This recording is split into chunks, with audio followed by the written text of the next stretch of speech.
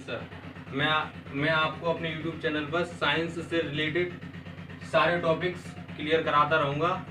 और आज मैं आपको पढ़ाने वाला हूँ ह्यूमन न्यूट्रिशन, यानी कि मानव पोषण। क्या होता है मानव पोषण, आज हम इसके बारे में जानेंगे। तो देखिए, पहले तो हमको पता होना चाहिए ह्यूमन मीन्स होता है मानव, न्यूट्रिशन न्यूट्रिशन मीन्स क्या होता है। न्यूट्रिशन का मतलब होता है, इधर देखो आप, न्यूट्रिशन का मतलब होता है हमने खाया कोई फूड, हमने कोई भी भोज्य पदार्थ खाए, हमने लाइक हमने दाल खाई, आपने कुछ भी खाया, आपने कोई भी भोज्य पदार्थ खाए, तो उसको उसमें हमने मेनली हम क्या क्या खाते हैं, हम मेनली उसमें विटामिन खाते हैं, कार्बोहाइड्रेट्स खाते हैं, प्रोटीन्स खाते हैं और फैट खाते हैं, मिनरल्स खाते हैं, वाटर पीते हैं। और इन सब का क्या होता है, हमारी स्मॉल इंटेस्टाइन के ड्यूडेनम वाले पार्ट, जेजुनम और इलियम, इन सारे पार्ट्स में जाके इनका डाइजेशन होता है। डाइजेशन के बाद इसका ऑब्जर्वेशन कर लिया जाता है बिलाई के द्वारा। एक पार्ट होता है बिलाई स्मॉल इंटेस्टाइन में, अंदरूनी साइड में। उसके बाद ऑब्जर्व करके ये सारे पार्टिकल हमारे ब्लड में डिजोल्व हो जाते हैं, यानी हमारे रक्त में घुल जाते हैं अच्छे से।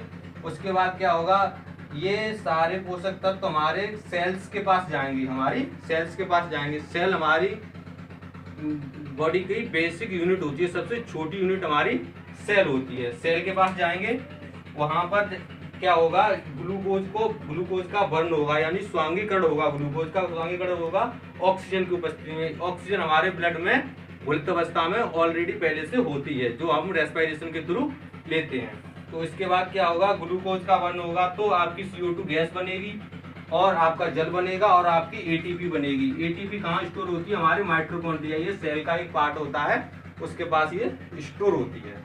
ये सारा प्रोसेस हमारी बॉडी में होगा और इस पूरे प्रोसेस को हम न्यूट्रिशन बोलेंगे। इस पूरे प्रोसेस को हम न्यूट्रिशन कहते हैं। तो ये जो कंपाउंड होते हैं खाद्य, यानी जो हम भोजन में मेनली लेते हैं, ये इनको हम न्यूट्रिएंट्स बोलते हैं। इनको हम क्या बोलते हैं, न्यूट्रिएंट्स। अब ये न्यूट्रिएंट्स क्या होते हैं, ये दो टाइप्स के होते हैं mainly. First one organic compound, second one inorganic compound, यानी कि हिंदी में कार्बनिक यौगिक और अकार्बनिक यौगिक, दो प्रकार के होते हैं हमारे न्यूट्रिएंट्स। तो जो कार्बनिक यौगिक होते हैं वो कौन कौन से कार्बनिक यौगिक होते हैं, तो आपने विटामिन होते हैं कार्बनिक यौगिक, आपके कार्बोहाइड्रेट होते हैं, आपके प्रोटीन होते हैं, आपके फैट होते हैं। ये मेनली आपके कार्बनिक यौगिक होते हैं। और अकार्बनिक यौगिक क्या होते हैं, यानी इनऑर्गेनिक कंपाउंड।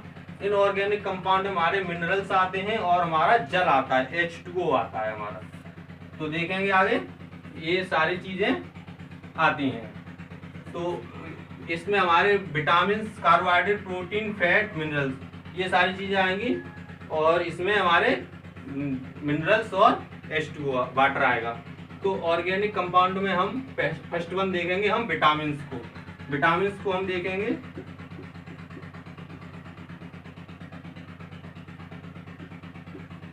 विटामिन भी हमारे, विटामिन मेनली होते क्या हैं, पहले तो हम ये जानेंगे विटामिन होते क्या हैं। विटामिन हमको कभी एनर्जी नहीं देते हैं, हमारी बॉडी में ये कभी एनर्जी नहीं देते हैं। तो फिर आप सोच रहे होंगे ये क्या करते हैं, तो ये इनका मेनली काम होता है हमारी बॉडी में जो भी जैविक क्रियाएं होती हैं, बायोलॉजिकल रिएक्शंस होती हैं, उनको ये कंट्रोल करने का कार्य करते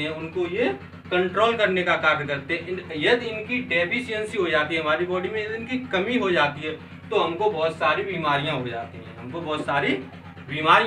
हैं। तो देखेंगे हमारे विटामिन हमारे 2 टाइप्स के होते हैं विटामिन। फर्स्ट वन होता है आपका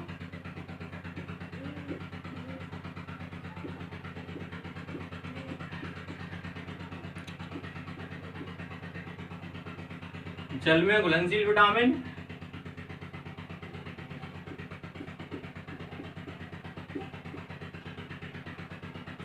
और सेकंड वन होता है आपका वसा में घुलनशील विटामिन।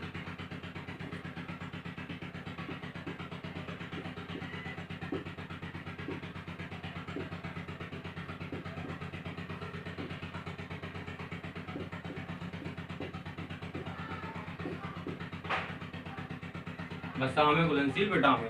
तो देखेंगे जल में कौन कौन से विटामिन घुलनशील होते हैं और वसा में विटामिन कौन कौन से घुलनशील होते हैं। तो इसमें देखेंगे हम विटामिन ए, डी, ई, के, विटामिन ए, डी, ई, के, ये सारे विटामिन किस में घुलनशील होते हैं? सॉरी गलत हो गया, विटामिन बी और विटामिन सी। विटामिन बी और विटामिन सी जल में घुलनशील विटामिन होते हैं। बी को हम बी कॉम्प्लेक्स के नाम से भी जानते हैं, ये आगे मैं डिटेल में आपको बताऊंगा। और वसा में कौन कौन से विटामिन घुलनशील होते हैं? ए, डी, ई, के, ए, डी, ई, के, ये सारे विटामिन आपके वसा में घुलनशील होते हैं। और एक और विटामिन होता है जो कि बहुत सारा कंपटीशन में बार बार आता है। जो बच्चे कंपटीशन की तैयारी कर रहे हैं, किसी भी कंपटीशन की, वो विटामिन से रिलेटेड क्वेश्चन आता है, उसमें ये क्वेश्चन बहुत आता है आपका, B12, इसे साइनो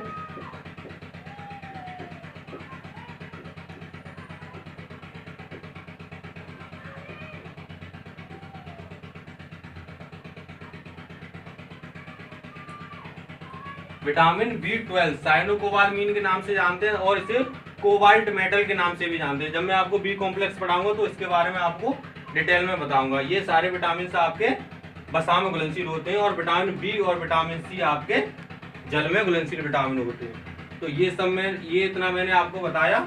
अब इसके बारे में मैं आपको डिटेल में अगली वीडियो में बताऊंगा। ये सब आपको इस न्यूट्रिशन वाले पार्ट में मैं आपको सारी चीजें, vitamin, carbohydrate, protein, fat, mineral, water, सब के बारे में मैं आपको डिटेल में बताता रहूंगा। अगर मेरा वीडियो अच्छा लगे तो मेरे चैनल को सब्सक्राइब करें, लाइक करें और कमेंट करें। Thank you.